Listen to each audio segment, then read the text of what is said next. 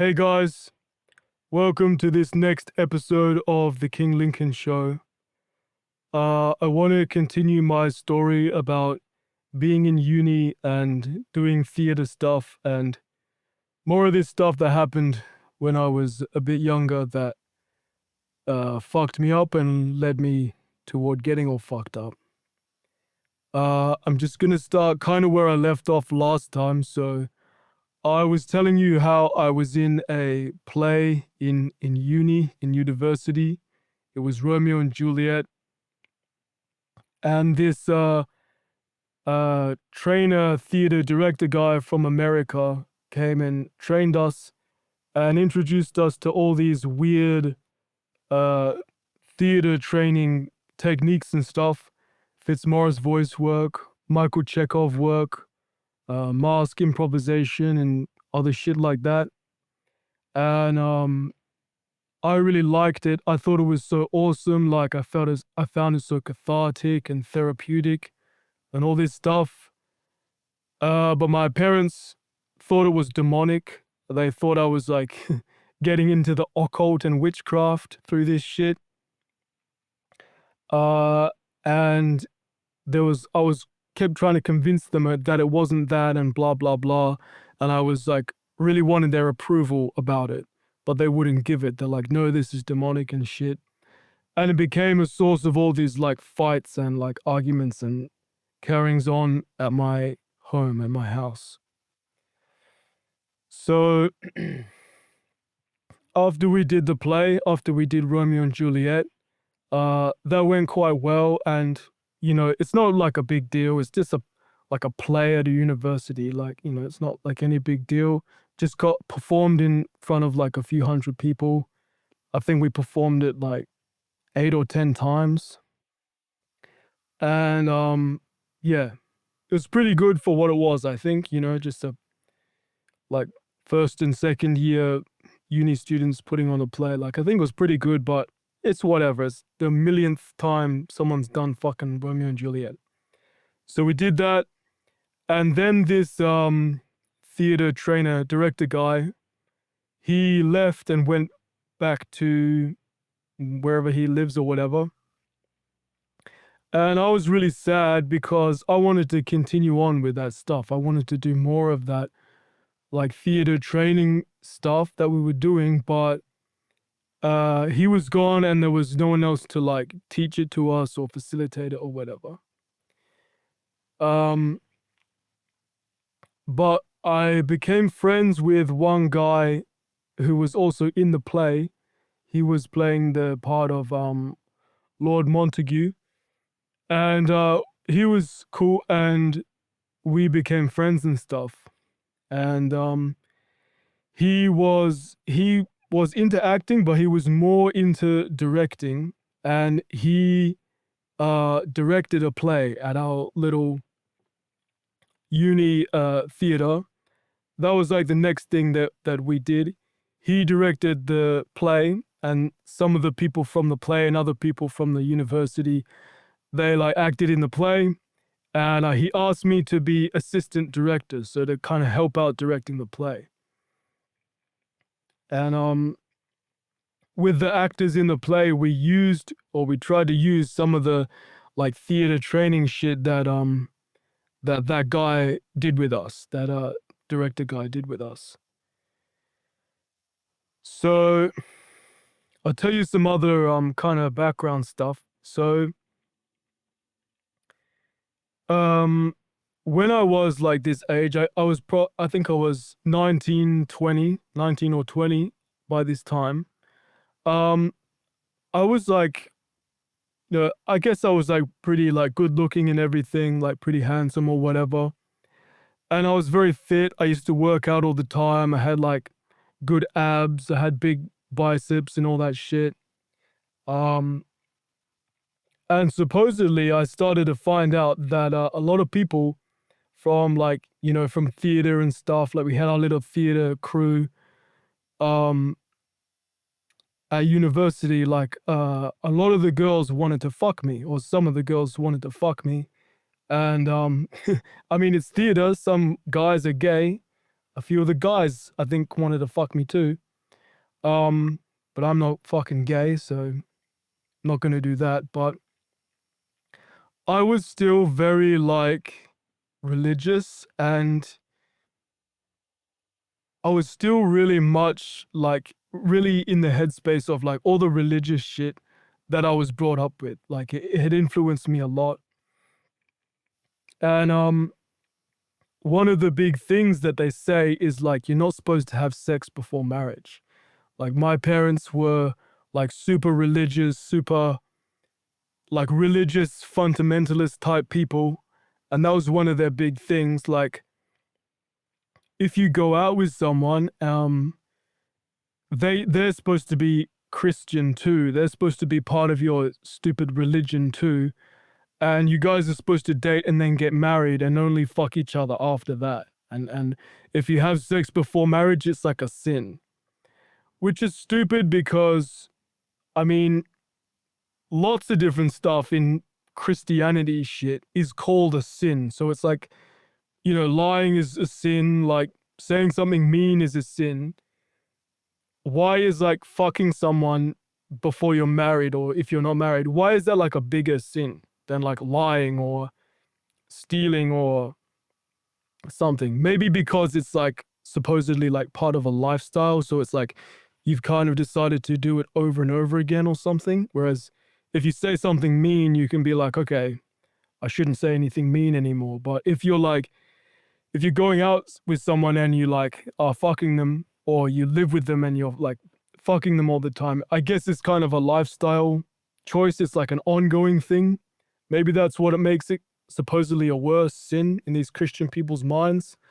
I don't know, but it's like so it's made out as if it's like a really bad sin, like not like murdering someone or something, but it's treated like as a kind of worse sin. And I don't really know how like what the logic behind it is because I don't think there is any. But a big deal is made of it. And I don't think I realized like when I was in school and stuff, because of how I was brought up, uh I don't think I realized that other people at my school, not all of them, but some of them were probably already fucking. I don't think it like at my school you have to kind of be a Christian to go there. It's this stupid fucking cultish kind of like little Christian school.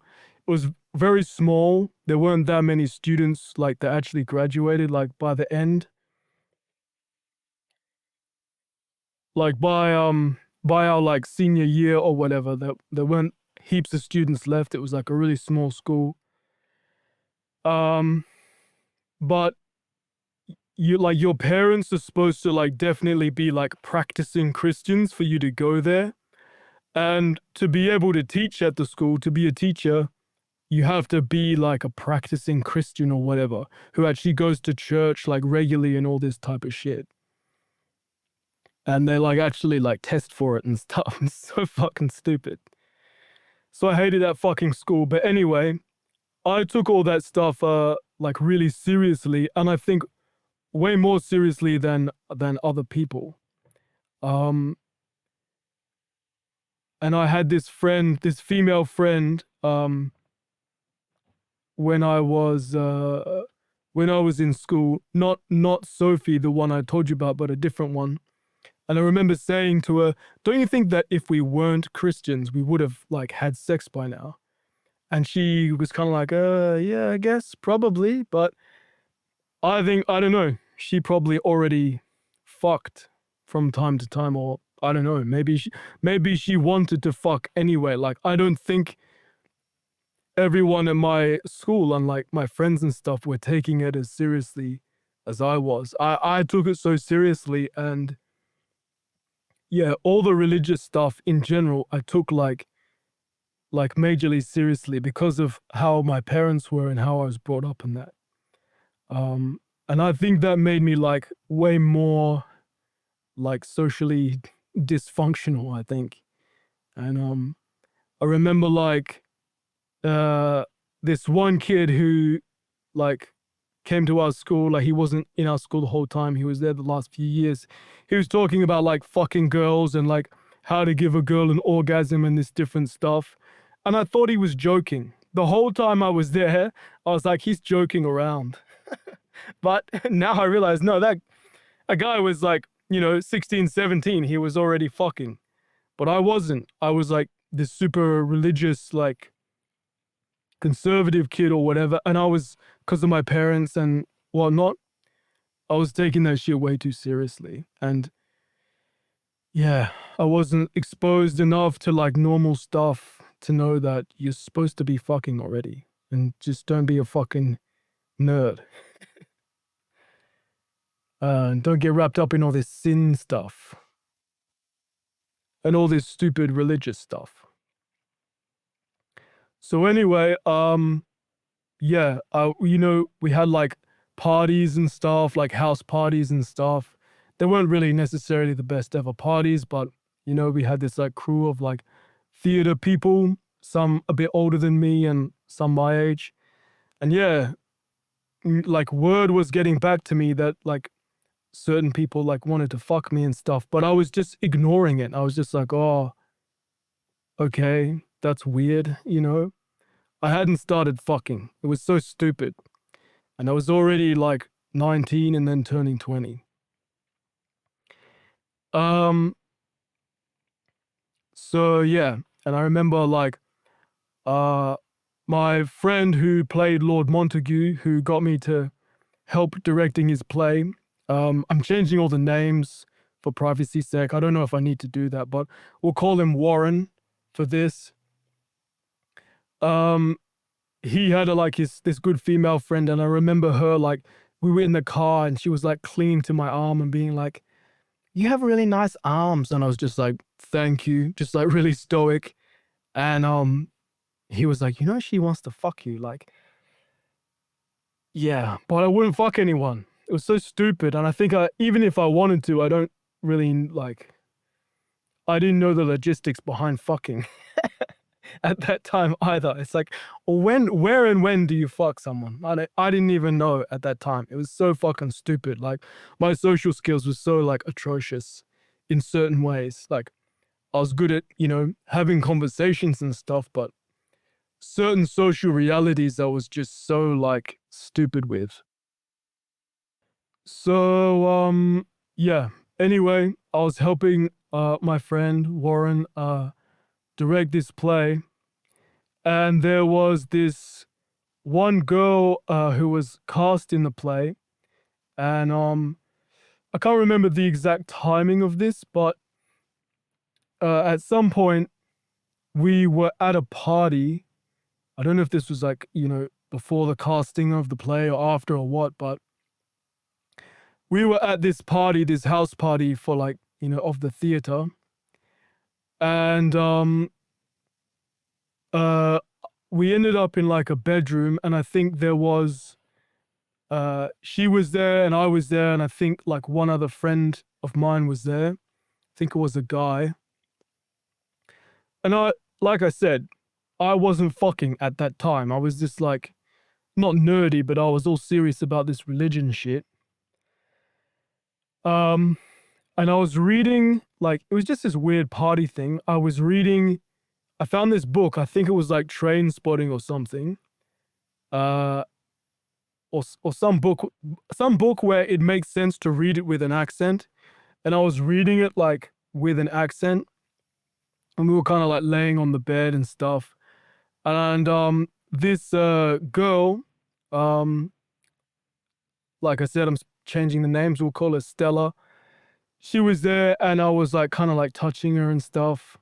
And like I remember I stroked her tit, but like she had a shirt on, but I like stroked over her tit, and I did it by accident. And I remember she shivered. She was like, oh, like that.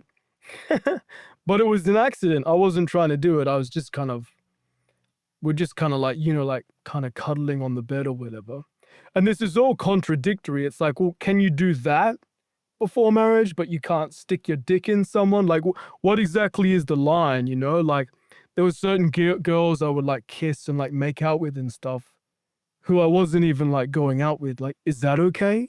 Is God all right with that? But you can't stick your dick in them. Like, where exactly is the line? You know, it's very unclear and like kind of contradictory and hypocritical at that time.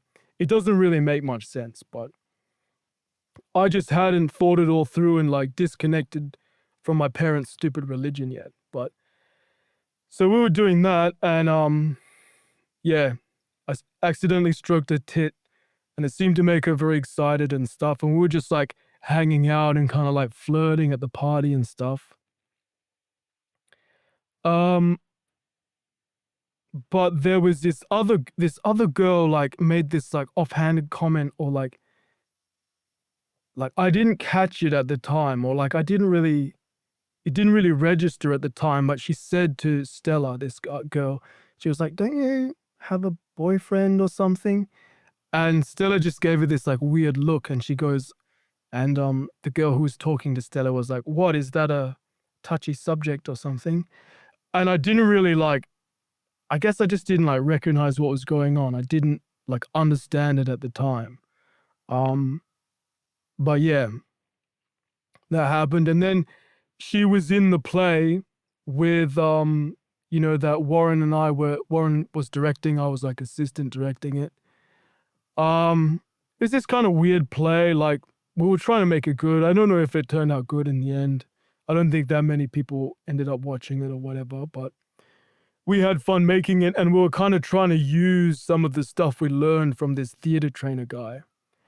And I remember it's so stupid. Sounds so stupid, like thinking back on this, but you might remember from the last episode, I told you how we did dance improvisation with this theater trainer guy, and it's basically he would put on this whacked out music, and you just have to like dance and move and like flail around for like a really long time. And sometimes he'd give instructions of like the different ways you have to move. Like, now you have to do it like this. Now you have to do it like that. And I did like a one-on-one thing with this girl where I was doing that with her. Like I put on some weird music, and I was like just making her dance and move around and be like, now do this, now do that. It's so stupid. That's the kind of dumb shit that theater people do. And she was getting like really tired and like puffed out and stuff, and I was like, keep going. But I mean, I guess that kind of like she liked that. I mean, I guess that shows like confidence or dominance or whatever the fuck girls like. Because yeah, um uh yeah, she texted me like at some point, and I hadn't given her my number. I just got a text from someone who was like, can't remember how it went exactly. It's just like, hey. I'm like, who is this? And she's like, it's Stella, blah, blah, blah. I can't remember what she said, but I was like, oh, okay. That's weird. And there were two Stellas. That's not the real name, so it's weird that there's two Stellas, but there were two Stellas at in like our kind of like theater course in our uni or whatever. Um, and I was like, I thought it was a different one because I was like, I hadn't really paid like much attention to this girl. I wouldn't have thought that she would be texting me. I was like, oh, that. So I thought it was a different Stella. I was like, oh, that Stella is texting me. That's weird. I wonder why. Like, I was really clueless with all this type of stuff in those days. Um, but yeah, it was her texting me, and like she was starting to like me or whatever. And I remember also this time, it was probably before that text or whatever. Um, she I saw her, and like she had a car crash. She was in like a car accident. And I remember like saying, "Oh, I'm so glad you're okay," and like giving her a hug and stuff. I think I gave her two hugs just because I was awkward, and I think that made her think I was caring or something. So I was all confident and dominant, making her fucking dance and get exhausted and all this shit. Uh, and I was, like kind of handsome and muscly and all that crap. And I gave her two hugs one time just because I was kind of socially awkward. So she thought I was caring too. And I guess reading her that story in the bed and stroking her tit, which was actually by accident, I accidentally got her tit. Supposedly, probably thought I was really confident or whatever, which I kind of was, but I kind of wasn't. It was weird. So yeah, um, it's kind of hard to remember. It was a long time ago, but we kind of started like hanging out more and stuff, and like it got. I can't really remember if we started like making out or like kissing and making out or whatever. We probably didn't before this, but it was kind of becoming like a thing. We were becoming kind of like a thing. But then she like asked to meet me one time, and I was, she met me underneath some like tree on the grounds of like the uni, and she was like, "Oh, I need to talk to you or whatever." And I was like, "What? What's going on?" And she said, "I have a boyfriend." And I was just like, "What?" I was just all like heartbroken. I remember my heart sinking. Such a betrayal, like, yeah. And it was so bad. It like in my mind, in my stupid like young adult mind, it connected to like all the past like betrayals and abandonments. Like first my mom, then that girl Sophie I was obsessed with all through high school, and now this fucking bitch is betraying me and abandoning me too. And I just wanted to go. I just wanted to leave. And I remember when I was sitting underneath the tree, like right when she told me that, a bird did a shit on me. So funny. Right when she told me, a bird did a shit on me, and I was wearing jean shorts. Like I used to wear these gay like cut off like jean shorts, not short ones. They were like down to my knees, but like yeah, like denim shorts. Um, yeah, not like short little ones like a girl, like guys ones going down to the knee. But yeah, these denim shorts. I remember a bird did a shit that landed on my shorts right when she told me that she had a boyfriend, and I was like, "Fuck, the whole world is shitting on me." And I just wanted to leave. I'm just like, just wanted to get away from her. But she's like, "Wait, wait," and she was like grabbing my arm and like wanting to talk more. And I can't remember what happened. I can't remember what if we kept talking or if I just left or whatever. But um, it's actually a little bit hard to remember exactly how it all went down. But I remember we met up again, like another time. I think she asked to meet me or something. And these days I wouldn't have even gone. Like after someone does that, they're like a bit of a piece of shit. Like not a total piece of shit, but that's not something you should do. You shouldn't be like leading someone on and flirting with them and like starting a thing with them when you have a boyfriend. And it's not fair to anyone. It's not fair to the boyfriend. It's not fair to the person you're doing that with. Like that's just wrong. Like I know that now. And knowing that she was someone who did that kind of thing, I would have just told her to fuck off. I would have just given her the finger, yeah, fuck off. And that would have been it. I would have solved the problem so quickly these days. I wouldn't even do that shit these days. Like these days, I don't even like I'm not into feelings anymore. Like my heart is like dead inside. I just got a fucking stone in my chest, fucking lump of coal. I just fuck now. I don't catch feelings and do like relationshipy stuff. If you're a girl and I'm doing that with you, it's fake. I'm just trying to fuck you. That's it. It's all fake. But back then I was young and naive, and I was all into feelings and girls and relationships and stuff. I'm dead inside now. But anyway, she met up with me again. She's like, "It's too late now. Like, I want to know you. I want to get to know you or whatever." And I guess I kind of said yes. Like, I don't really even know exactly how it all happened, but yeah, I actually can't really totally remember. But I think basically we started like hanging out and stuff, but in Maybe it was kind of in a friend way at first. I don't really know. But anyway, I remember we had all these dramas of how she wasn't sure if she wanted to leave her boyfriend or not. Um, but she really liked me, and we would kind of like meet up and like see each other and like hang out. It's just a repeat of last time. Like there's something fucked up in my brain that makes me keep doing this shit. And yeah, and we would like kind of get off on the drama of it. It's like we'd be sitting in my car and we'd be like talking and chatting and being like, "Oh, what are we gonna do?" Like, like stressed about like, is she gonna leave this guy and for me and stuff.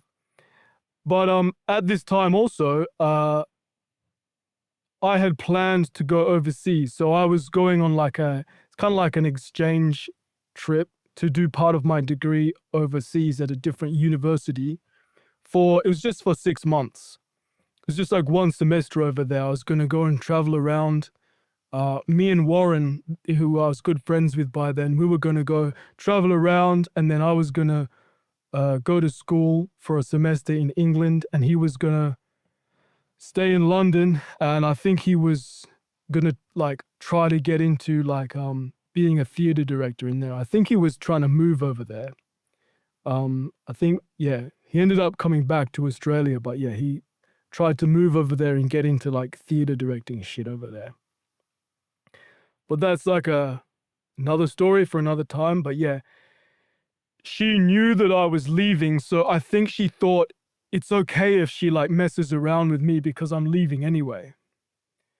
Which the whole thing is just so fucked up. But anyway, so we have all these dramas, get off on the drama of it, like, no, what's gonna happen? What are we gonna do? Stupid juvenile shit. And I'm pretty sure like even when she was going out with that guy, we would like kiss and make out and stuff and be like, oh my God, this is so bad. Um so stupid. But eventually at some point she did break up with that guy, and she was just like going out with me, like dating me, I guess. So that was like the closest I ever got to like having an actual girlfriend. Like I was kind of just going out with this girl. And we got to really like each other. And like, yeah, we were always kissing and making out and like staring at each other and talking and hanging out. Um,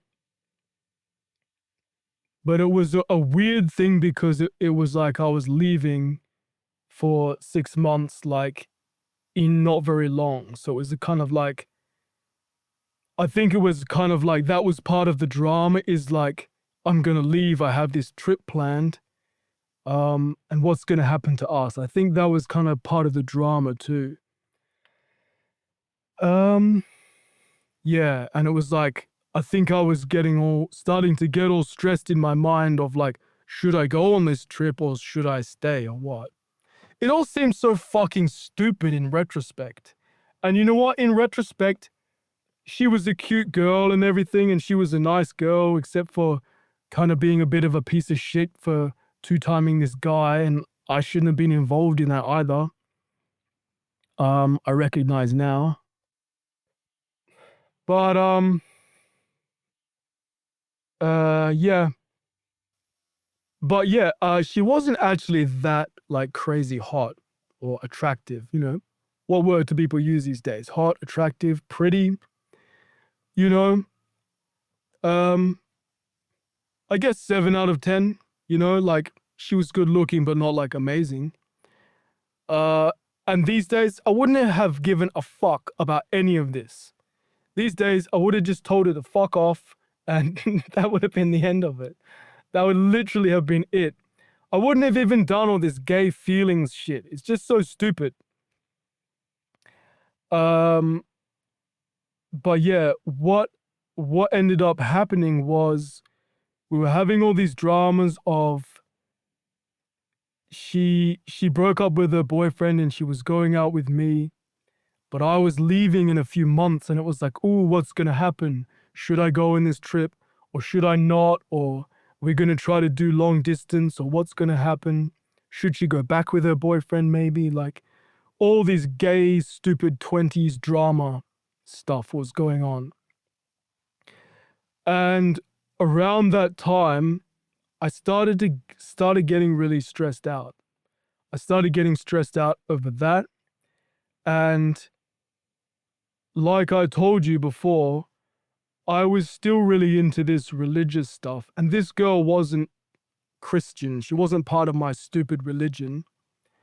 And for her, it was normal to be having sex when you're going out with someone, not just when you're fucking married.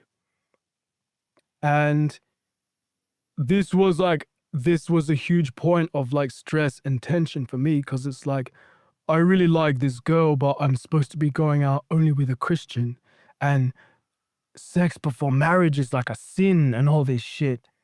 And yeah, I remember like I had to talk to her about it one time, and it was this really weird thing of like, did she still want to go out with me? Like, if I was thinking that and stuff, and I was like, yeah, by that time I was kind of deteriorating into stress. And I was like, oh, please just let me figure it out. Like, I need to think about this and stuff. And just all these different stresses kind of like mounted up at the same time. So there was all the dramas with the girl. And then related to that, I was kind of trying to work out my own identity with like all this religion stuff and like the identity I'd been programmed with from my parents versus my own thoughts and like the new stuff I was being exposed to, and becoming an adult and all that stuff, and leaving the kind of little bit of a cloistered existence from school and parents, Christian school and Christian parents and all that stuff. And going overseas was also kind of like trying to plan that and think about that and like what was going to happen and stuff. It was all kind of stressful for me.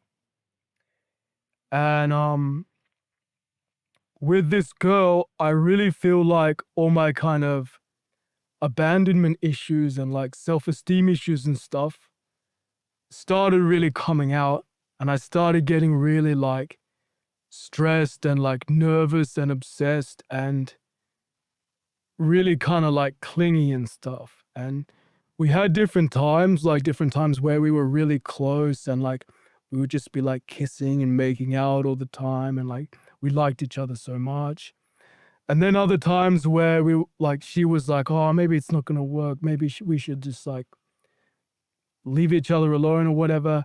And then I would be all like desperate and clingy and like, especially as it was leading up to the time where I was supposed to be leaving. And yeah, I was kind of going all crazy. I started kind of losing my shit. And it wasn't just about the girl, it was kind of, I don't know exactly what it was. Like it was hard to pin down, but I think it was just all this stuff happening at the same time. And like, I think it was like stress and pressure of like cracks forming in my identity that I had from being a kid, like being brought up with my parents. And it was like, I knew I kind of had to break away from that. Like some of that was stupid and bullshit, but it was like giving me anxiety having to kind of do that.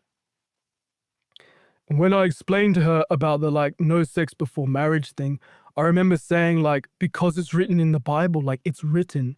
And she was like, yeah, but like, it's not about what's written somewhere. It's about like what you think and you feel. And believe it or not, that was like a new concept to me. I was like, what? No, you have to do what's written in this fucking book. And yeah, I don't even think I fully realized that that's not how most people live their lives. Like, well, I'm sure a lot of people do, but that's not the most normal or the best, healthiest way to live your life, just based on what's in this, like some fucking book, some old dusty fucking book. Like, it's just stupid. And I later realized there's a lot of fucking fucked up stuff in that book anyway. So yeah, Um,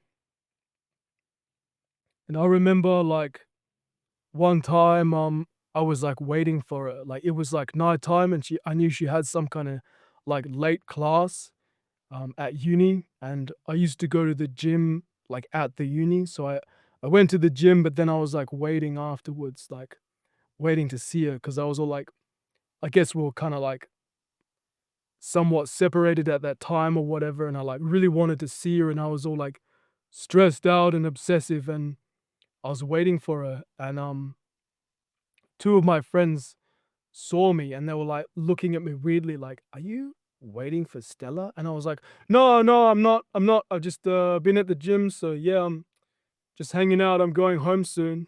They're like, "All right then." But it was a fucking lie. I was waiting for her. And I was gonna like all I was just getting all like desperate and stressed and clingy and like I was like, yeah, I remember I can't remember what it was exactly. Probably about the no sex before marriage thing. This was like not long before I was due to leave on this trip to Europe and England. And I was like, please, like, Stella, just let me figure this out. Like, just give me some time. Like, I was becoming all like desperate and like nervous and anxious and like clingy and pathetic. And she gave me this like weird look and she was like, "You're different now. Like, you're just different." Like, and she was right, like, over that period of time, like, after, like, directing that play and then, like, getting to know her and stuff, and, like, as I was approaching going overseas, I had kinda deteriorated from, like, more of a, like, cool, confident guy who, kind of knew what he was about a bit more. I deteriorated into, like, more of this, like, nervous wreck, like, clingy, desperate, pathetic person who was all stressed about this girl and all obsessive about this girl, like all this like abandonment issue stuff coming up. But also just in general, like I was more all anxious and stressed and stuff. It's like I was mentally deteriorating. And yeah, I've since realized that I've had a certain amount of anxiety my whole life. Like I remember being a kid and I never really felt like at ease, like pretty much ever. Like, like I explained, I grew up in this toxic household with, my dad having all these anger problems and stuff. I always felt tense, like even if we were having a happy moment at a certain time, there was this like background of being ill at ease, like being kind of nervous, like being hyper vigilant, like scanning for problems, scanning for danger, like never being at ease.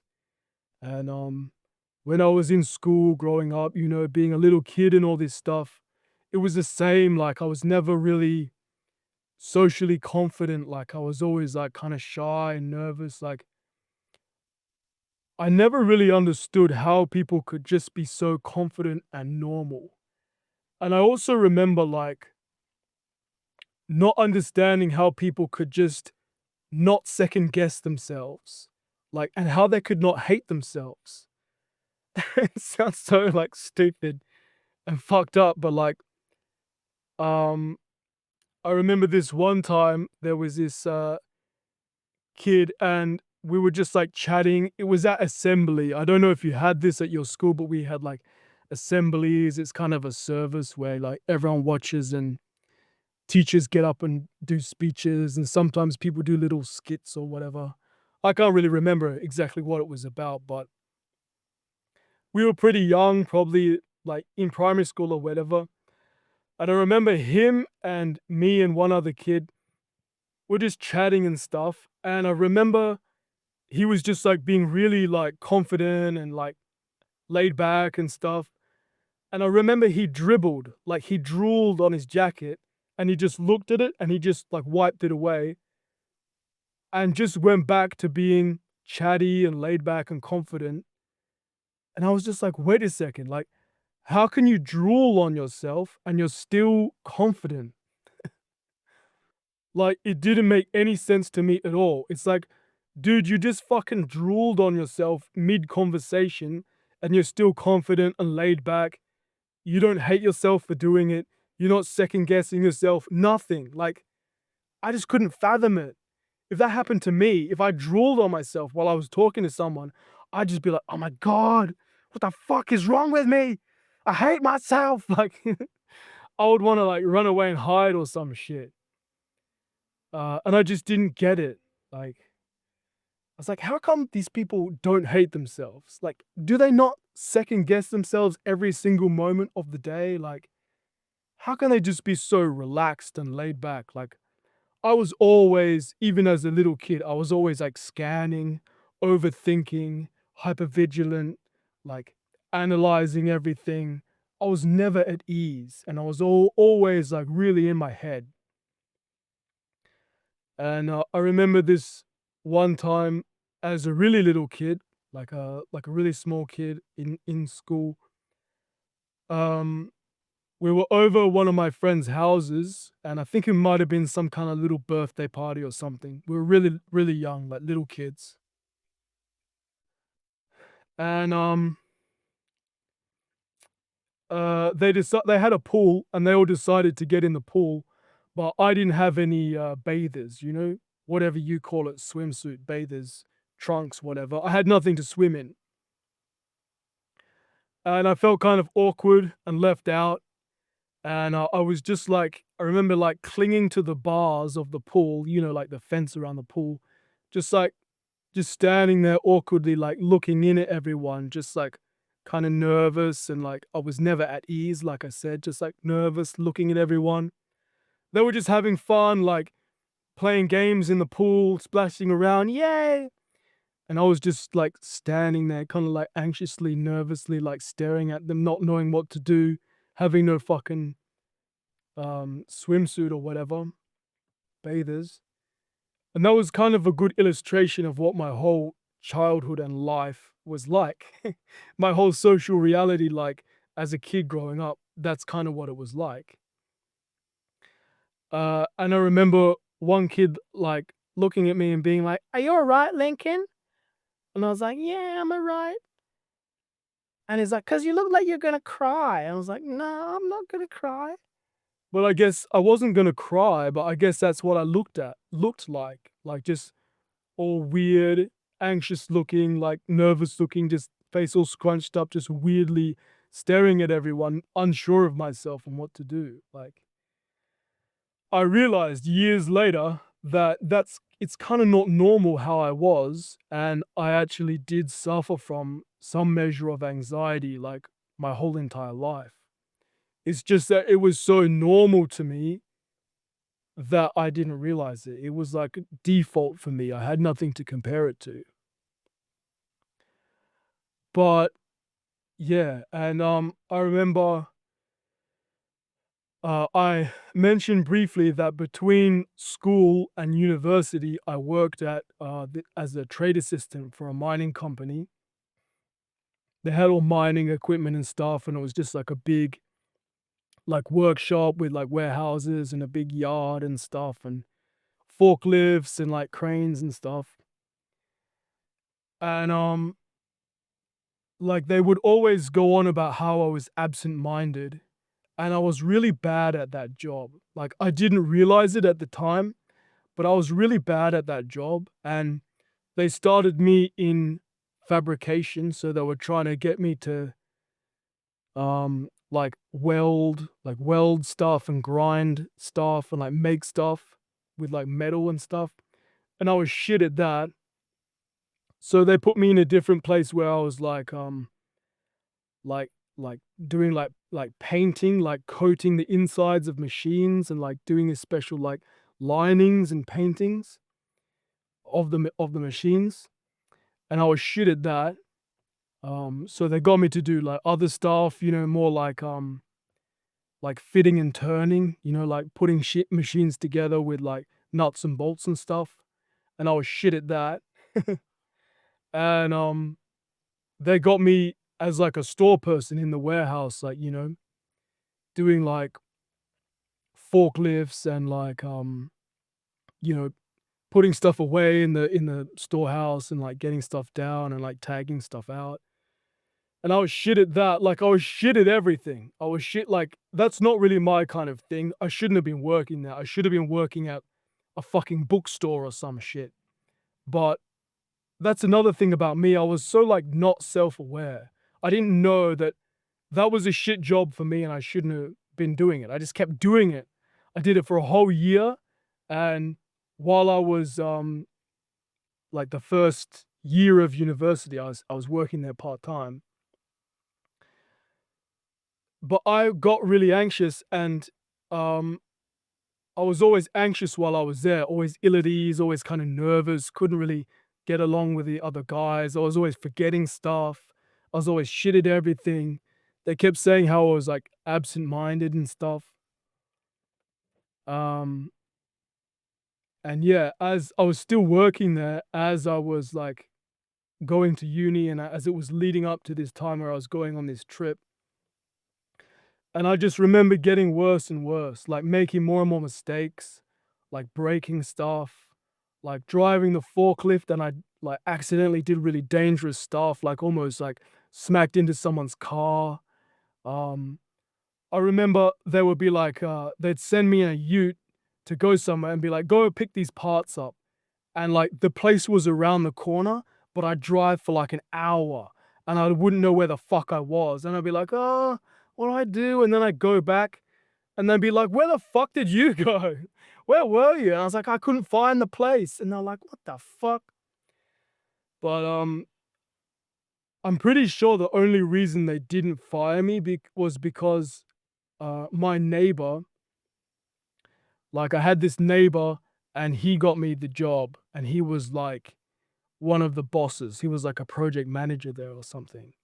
And they weren't paying me very much because, you know, I was like, uh, when I was working there, I was like 17, 18, 19. So, but yeah, like looking back on that now, I realized I was like anxious that whole time. Like my mind was all fucked up with anxiety and like just kind of, kind of like baseline kind of anxiety, nervousness, like being ill at ease that whole entire time. And that was kind of like fucking with my brain.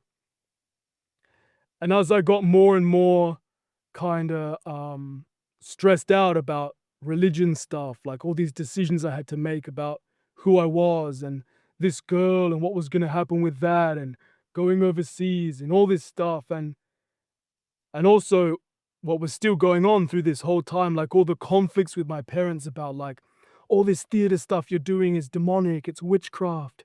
You're not supposed to be doing this. You're going to go to hell. You're on the wrong path in life, all this type of stuff. All these accumulating things were like stressing me out and stressing me out, such that my level of anxiety, which had always been there at a kind of baseline level, it was growing and growing, and my mind was starting to deteriorate from it.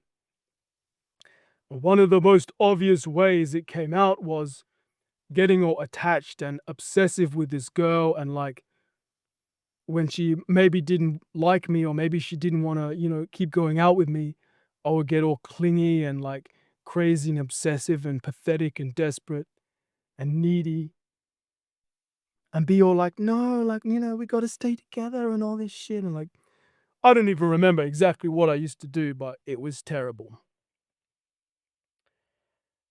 But yeah, so that was pretty bad. And this is kind of the point where I started really going like more and more downhill mentally. So yeah, all that happened and yeah. So I ended up like I decided to still go on this overseas trip. I was supposed to be away for 6 months and it was me and Warren, my friend, we were gonna go to Europe and like backpack around Europe a bit. And then we were, yeah, I was gonna do a semester of school or uni in England, and he was going to stay in London. He was trying to become a theater director, and he wanted to try to stay in London. So yeah, so we didn't plan it very well.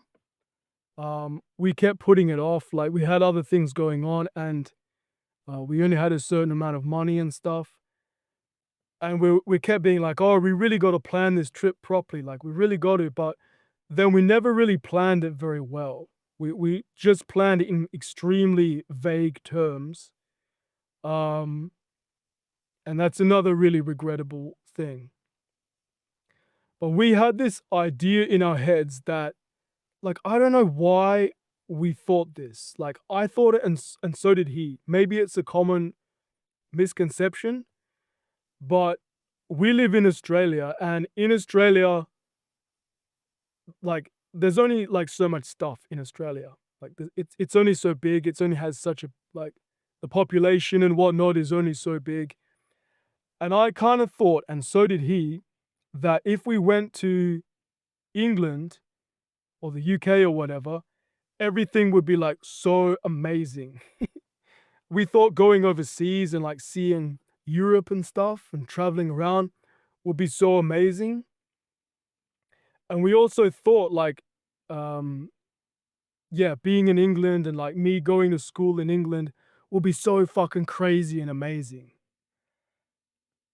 And I didn't even plan like my exchange trip with the other university very well at all. And there was this one university I wanted to go to, but it was full. So I had to go to a different one. And I was just like, yeah, okay, fine, whatever. I'll go there instead. And I just really wanted to see something different. But I thought, I don't know why the fuck I thought this, but I thought that just because it was in England and England is like such like a bigger, more culturally rich place or whatever, I thought that like their theater programs and universities and stuff over there would be fucking amazing, like 1,000 times better than ours, and it would be just be like so mind-blowingly cool. But I don't know what the fuck I was basing that on. Like why in God's name did I fucking think that? I do not know. I was just ignorant, and it was just this really like naive, stupid assumption. Like, why do you think that? Um, and it turns out that like that's not the case. You go overseas, you go to a different country, it's the same fucking life, it's the same human beings and society and all that. It's just a different fucking country. Like, it's not that different. And especially if you go from fucking Australia to England, how fucking different do you expect it to be? England is just a shitty, cold, unfriendly Australia. That's literally all it is. It's not even culturally much different. It's just crappier. But yeah, this is what I thought. So yeah, I was kind of yeah, I was gonna have a big kind of letdown. But I remember when I was leaving, um all right, I should tell you this story first. So um okay, so even though I was like all stressed about this like sex stuff and religion stuff, this sex before marriage stuff, I did end up like with this girl. I would always like kiss her and make out with her like all the time. We're obsessed with like making out and stuff, which I guess supposedly God doesn't mind. I don't really know, but uh we kind of had nowhere to do anything because she lived with her mom, and her mom like I think didn't want to see me cuz she was like her mom was kind of mad about her breaking up with this guy and kind of almost two timing with me, or like, maybe they've been going out quite a long time or something, but the mom didn't want to see me anyway. So we couldn't go there. And my parents were, like, awkward, like, about, sex and religious stuff and didn't really want me to have, like, girls sleep over and stuff, and because I was still living with my, folks at that time. But I did end up fingering her in my car. So I had this car and, like, I remember we got, like, into the kinda into the boot of the car, but you can, like, put the seats down, and we were making out, and I, like, yeah, stuck my finger in her pussy, and I was, like, fingering her. That was the first time I'd ever no, actually. I'll tell you all my early terrible sexual experiences another time, but yeah, this is probably the second time I'd ever touched a vagina. Probably the second time I'd ever fingered a girl. So I did that, and then one time when her mum was out, we went to her house, and, she didn't really want me to, like, even though, like, the no sex before marriage thing was kinda my thing, sometimes she didn't wanna do too much with me because she was all confused. Like, she was a relationshipy girl, not just like a hooking up girl. And she didn't want us to, like, do too much because she was all, like, confused about were we gonna stay together, were we a real item or whatever, I don't know. But yeah, I ended up eating her pussy. So that was the first time I ever ate pussy was, in her lounge room, on the floor, like, on the carpet. We were just making out and, like, yeah, I ate her pussy and, yeah. She said she felt weird about it because she wasn't sure what was going on with us. Um, fuck, now I gotta tell this shitty story. Alright, here we go. So before I was, before I was going away, it was, like, um, really, like, soon before I was going away. I think it was, like, even the night before, I realized, "Okay, I'm going out with this girl now, but then I'm going overseas after this, and I know how bad my general social skills are. Not intellectual skills or, like, conversation skills, but going and meeting new people and, like, making new friends and stuff. I knew those particular skills weren't good, like, were pretty pathetically bad, and I kinda thought, if I am gonna have sex, like, this might be my last chance in a long time. Because for the next, like, ages, like 6 months or whatever, I'm gonna be overseas where I don't know anyone, and I know how bad my ability to meet new people and stuff is. I might not get another opportunity for, like, a long time. And this is fucking the worst way to think. It's this shitty scarcity thinking and this thinking of, like, not thinking in terms of, like, how you can learn new things and develop new skills, and it's just the worst, like, mindset to have. So terrible. And it's also stupid because this whole time I was in this, like, kinda crew of theater people where lots of the girls wanted to fuck me. They would have fucked me if I just asked them. I don't know what the fuck was wrong with me. Like, every single decision back then was wrong. So I'm pretty sure it was the, uh, the night before I was meant to leave. She actually did stay over my house, and I was like, "Okay, I gotta try to have sex with her because this might be my last opportunity to have sex in, like, a really long time." So, yeah, my folks did let her stay over, and, like, we're in bed together, and we're, like, talking and making out and stuff, and, yeah, she didn't really know if she wanted to have sex or not. She kinda didn't want to because it's like, "Well, you're leaving. I'm not gonna see you in ages. Like, are we gonna try to do long distance? We don't really know. It's all up in the air," type thing. Like, probably not gonna work out. And she was a relationshipy girl, not just a kinda casual girl. But, yeah, she kept kind of flip-flopping between, "Oh, should we do it? Should we not do it?" And I remember I had, like, I think I might have only had 1 condom, and it was in a lolly bag because I got it at a party, like, in a lolly bag, and I got it out, and she's like, "Is that a bag of lollies?" And I was like, "Yeah." Um, Maybe I had more than 1, I can't remember, but, um, so yeah, so I was gonna fuck her. But I was really not good with condoms, like, I remember in preparation, I'd, like, practiced putting one on before, because I guess I had planned this to a certain extent maybe.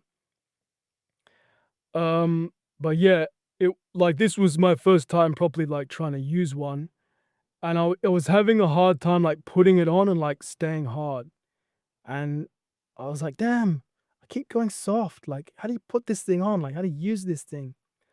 And it wasn't going good, and, I think maybe, she was, like, kinda part way deciding maybe she didn't want to or whatever, and we're just, like, kinda making out, and she was, like, on top of me, and we were naked, and, I was, like, getting hard, but we had abandoned the condom at this point, and we weren't at that exact moment, we weren't planning to have sex. But, yeah, she was on top of me, we were naked, we were making out. And, I think my hard dick kinda, like, rubbed against her pussy, and she was like, "Whoa, did you feel that?" Like, kinda saying as if, like, that was close, you know?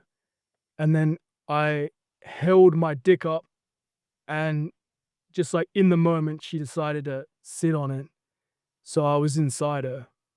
And so, like, she started fucking me, she was, like, rocking back and forth, she was like, "Oh, yeah."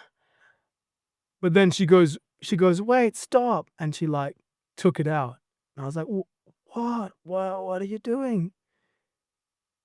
And she bailed on it. She decided she didn't want to. And I was like, What the fuck is happening?"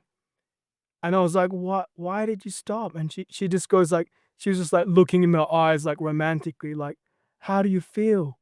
And I was like, We didn't finish." And she's like, "Yeah, well, it's not all about finishing."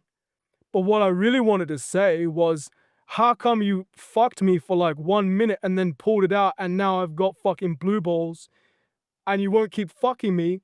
And this is literally me losing my virginity. Like, this is my first time ever fucking, and you're fucking ruining it. You're fucking ruining it.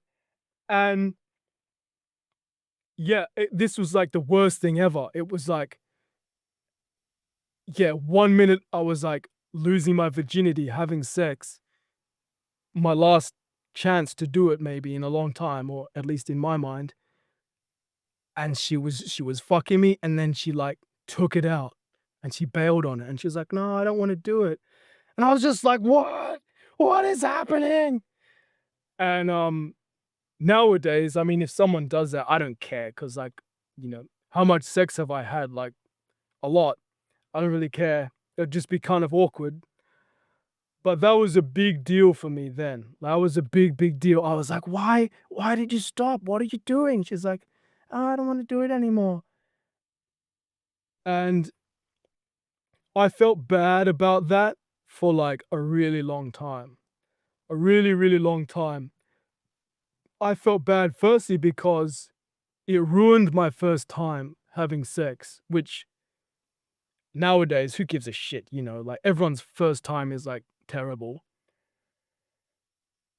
But yeah, uh, that used to be, like, a big deal to me. And also, I felt terrible about kind of pressuring her into it. Um, Because I think she'd started dating young. She'd probably slept with quite a handful of guys, but in relationships, not just casually hooking up. She was a relationshipy girl, as far as I understand it. And for a really, really long time, I felt really guilty about kind of pressuring her into it when she wasn't sure about it and she wasn't sure if she wanted to do it. nowadays, I don't really see it as like that big a deal. It's like, okay, maybe you pressured her a little bit. She didn't want to do it, but she did it. Like, so what? It's not really that bad. Maybe it's not the nicest, most gentlemanly thing to do. That's definitely not the best mindset to have around that type of shit. But, you know, no one's perfect. Everyone makes mistakes. And of course, guys want pussy. Like, that's one of our main things. Of course, you're going to act like that. But yeah, I felt really bad about that. And nowadays I don't really, yeah, there's no reason to feel so cut up about that, but it ruined my first time. It ruined like my losing virginity or having sex for the first time or whatever. And I also felt really like guilty and ashamed for kind of pressuring this nice girl into that when she wasn't really sure, like emotionally and everything, if she wanted to do that. So that was a really bad, terrible first experience of having sex, and it just reinforced like all the shame and guilt and awkwardness and religious bullshit I had around like sex and stuff. And it just made everything way worse. And I was all cut up over that for a long time. Not to mention, I had blue balls because this hot bitch was like on my dick for like a 1 or 2 minutes and then she changed her mind and jumped off. Like, who the fuck does that anyway? But that's what happened. So, in a way, I kind of got punished for pressuring her into doing something she wasn't sure if she wanted to do because those blue balls and all those issues and shit was my punishment. So, yeah, that was, I'm pretty sure, the night before I left. Like, and the next day, uh, me and Warren went to the airport to actually leave, and she came with us. She came to see me off. Um, so that's kind of the next chapter. Um, and yeah, that's that like trip and whatnot is where I really started to mentally deteriorate, like way, way, way worse. To a point you might have trouble believing the stories from those times, but yeah, things got really, really bad, and I'll tell you about that next time. So yeah, that's all for today. A lot of shit, a lot of fucking. It's crazy talking about this shit nowadays, like all these years later. But all these stupid issues, so much of it was just like dumb and avoidable. I realize now. So much of it was in my head. But yeah, that's some more stuff that happened to me. So thanks heaps for listening. Hope you enjoyed it. Maybe you got something out of it or learned something or something. And yeah, I'll talk to you again next time.